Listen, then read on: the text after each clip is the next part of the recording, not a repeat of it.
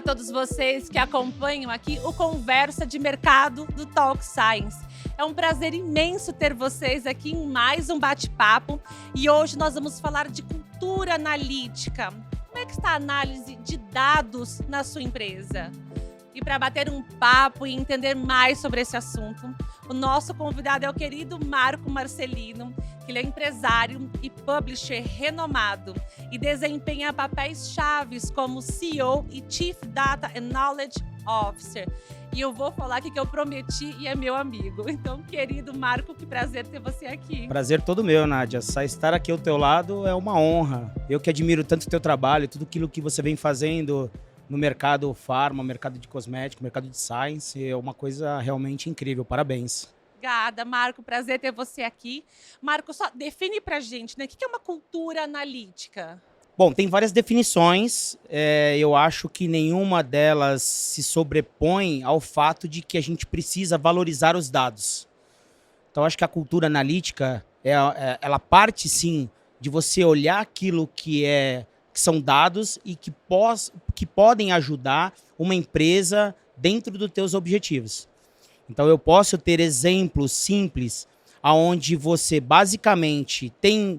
Quem nunca se parou para pensar que tem uma planilha com algumas informações e nunca fez nada com isso? Eu tenho uma lista aqui de clientes baseado num evento e não fez absolutamente nada com isso. Então, eu acho que a cultura analítica é você ter um olhar para esses dados e saber como é que eu posso transformar esse bando de dados em fatos, em formas que vão ajudar a minha organização. Marco, olhando as indústrias que você trabalha, eu sei que você tem um olhar muito analítico no mercado como um todo, especialmente life science. Você acha que as empresas já estão atentas a isso? Eu acho que o desafio é voltar essa atenção, sim, mas a gente tem uma dificuldade, né, um gap muito grande que, por mais que uma empresa esteja empolgada em estruturar e usar dados na sua jornada, você tem um desafio, porque imagina que você tem vários sistemas diferentes. Imagina que você tem um grupo econômico que comprou outros CNPJs e cada um tem um sistema diferente. Então tem primeiro, sim, um desafio de tecnologia para você fazer uma integração, fazer uma interoperabilidade desses dados para transformar isso em informação. Então, ainda que haja uma boa vontade, uma iniciativa de todo mundo de querer ter uma cultura analítica, tem o desafio que passa por pessoas, passa por processo e passa, inclusive, por entender a jornada do produto e do cliente. Mas você acha que as indústrias já estão tendo um olhar atencioso e dando o devido valor para isso, dos dados que elas têm? Eu acho que isso está aumentando a cada dia. Eu acho que tem, sim, um estímulo baseado até no que a gente está vendo, a democratização do que está acontecendo da tecnologia, né? A inteligência artificial, a gente vai falar sobre isso, ela não é nenhuma novidade, mas ela vem ganhando popularidade e as pessoas vêm usando isso e entendendo que pode ser aplicado sobre N funções. Você acha que as pessoas e empresas dão valor para os dados que geram e elas sabem a quantidade, sabem administrar os dados que elas têm? Nesse ponto, Nádia, eu acho que a gente tem uma questão que talvez muitos ainda não se deram conta do valor dos dados. Porque todo mundo... A gente escuta falar algumas frases de efeito, o dado é o novo petróleo, o dado é o ouro, mas de fato... Talvez uma camada muito pequena conseguiu entender o valor para que isso possa potencializar, se não os resultados, o fim da ineficiência dos processos da empresa. Então, imagina o seguinte, imagina que você tem um grupo econômico e você está liderando, por exemplo, 75 mil funcionários. Como é que você faz para entender se essas pessoas estão indo na mesma direção que a empresa precisa? Perfeito. Você precisa, num primeiro momento, tirar a ineficiência que está no dia a dia. E para você fazer esse tipo de coisa, você precisa sim contar com tecnologia. Então você imagina que tempos atrás a gente usava um talão de nota fiscal para emitir a nota na mão. Perfeito. E hoje você tem uma tecnologia. E se a gente pegar, por exemplo, a empregabilidade da década de 90, sei lá, tinha 25 milhões de regime CLT formais, empregos formais, e hoje, com quase 43 milhões, A gente entende que a tecnologia não veio para substituir as pessoas, e sim para ajudar as empresas nesse desenvolvimento. E aí que entra a questão de você usar essa tecnologia como meio para eliminar a ineficiência e aí fazer um processo de transformação digital, como eu acho que todos sonham. E Marco, fala um pouco para a gente como que, inclusive, esse processo de transformação e essa análise de dados pode ajudar as empresas na tomada de decisão.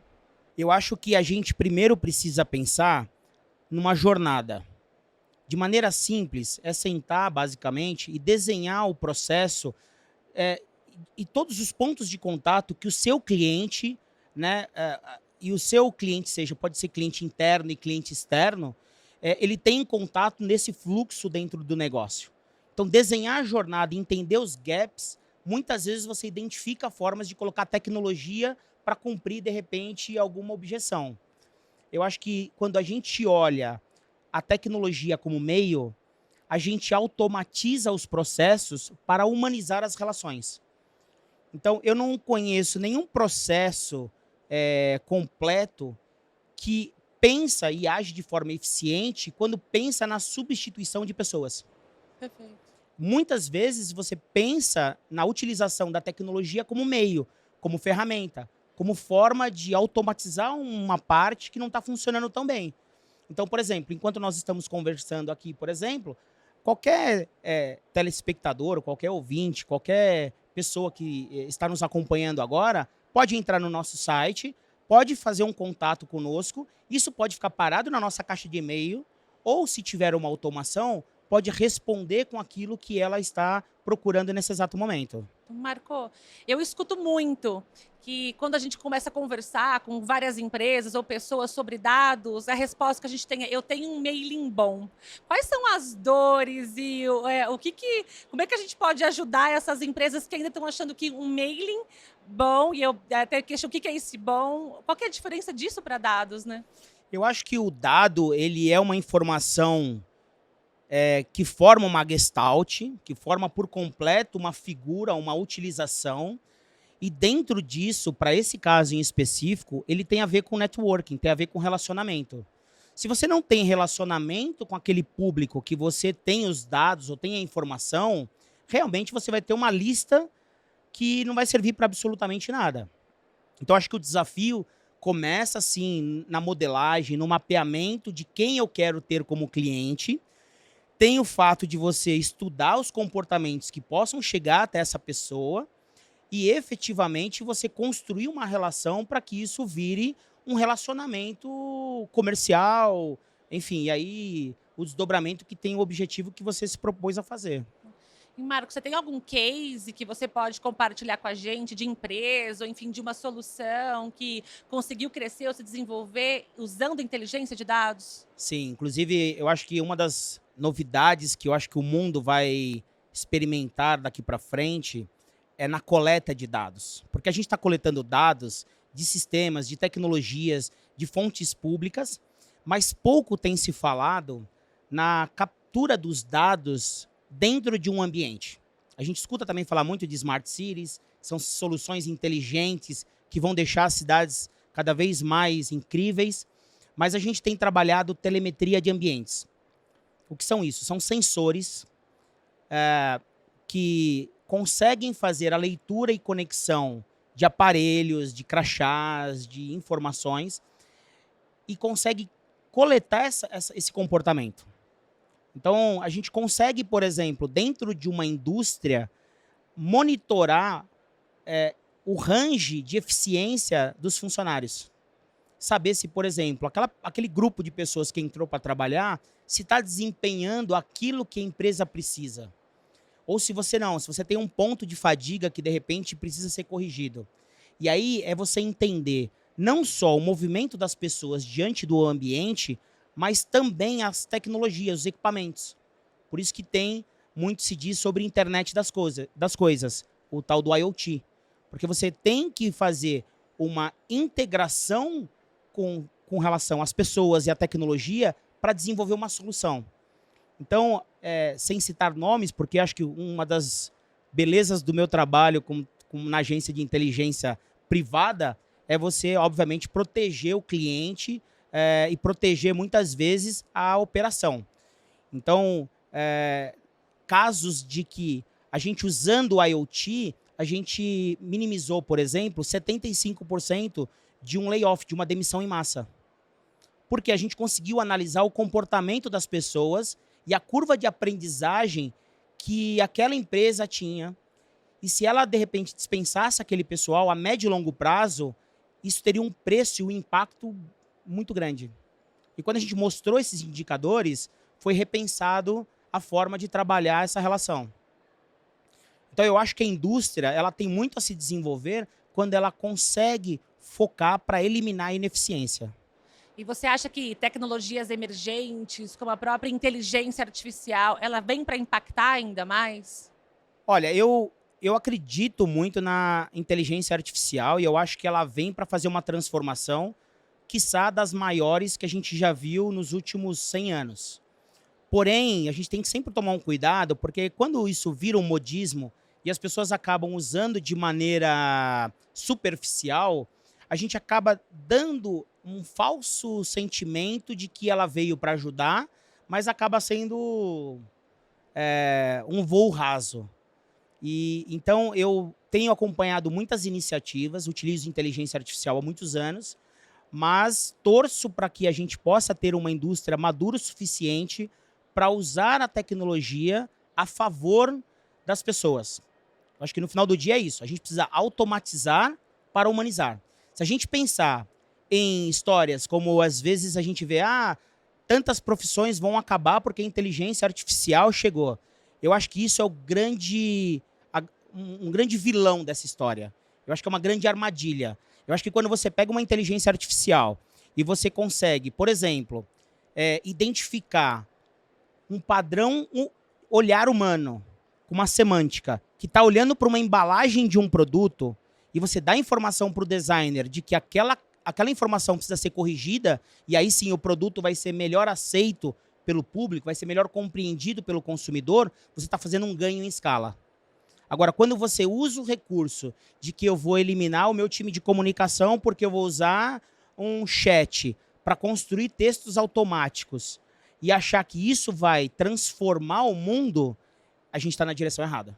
Na sua opinião, qual que é a grande tendência, o que está vindo por aí, ainda dentro desse universo da tecnologia? Olha, eu acho que uma das novidades e uma das tendências, na minha opinião, é a forma de coletar dados.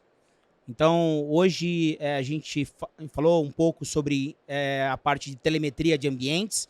Eu acredito muito que isso é uma tendência, porque acho que não só as fábricas, a indústria pode absorver o conhecimento do quão ineficiente ela está em alguns processos e ela pode melhorar e mudar, como você tem, por exemplo, o estudo em cima do varejo, que pode entender de fato se o consumidor está indo procurar aquilo que ela está oferecendo.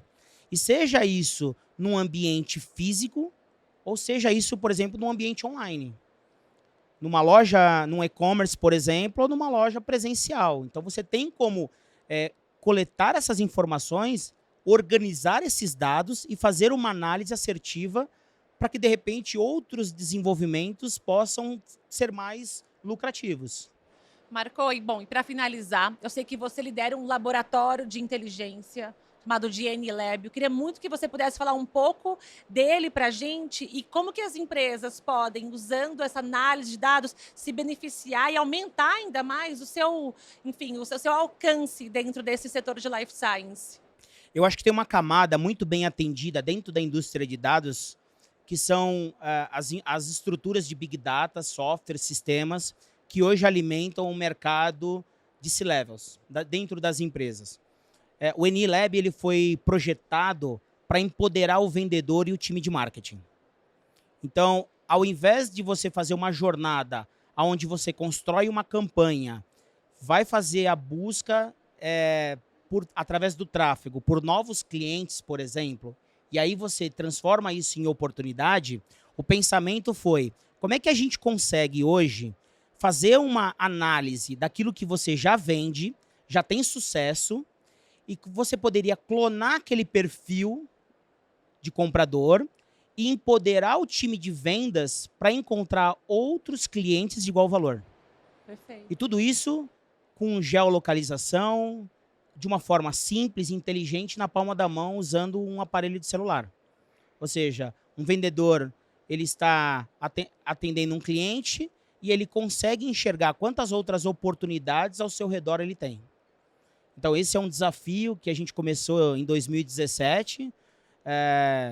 Acho que o Nuremberg Mass Intelligence Lab é um fenômeno porque a gente conseguiu construir dados que foram coletados dentro de um ambiente físico e que gera muitos negócios. Então, eu acho que isso realmente é um futuro promissor e que vai ajudar muito os times das indústrias, das empresas B2B a buscarem novos negócios.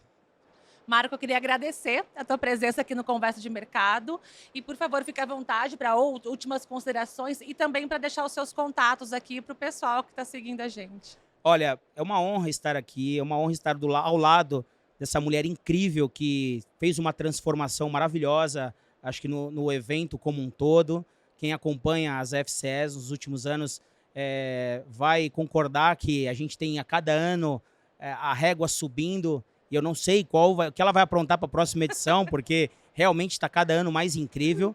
Mas eu estou muito honrado de estar aqui, estou sempre à disposição.